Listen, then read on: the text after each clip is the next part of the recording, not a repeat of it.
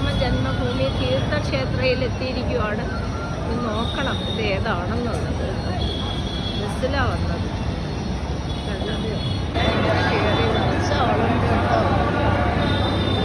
പോയി നോക്കട്ടെ.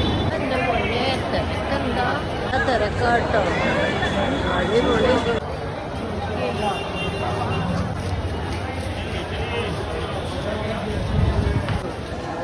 നോക്കൂ പോലെ ആൾക്കാർ വന്നുകൊണ്ടിരിക്കും.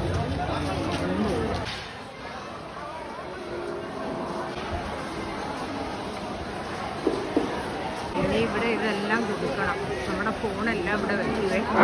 കിട്ടുമ്പോൾ നമുക്ക് വിശ്വരാമഹാമായ രാമജന്മഭൂമിയിലെത്തി.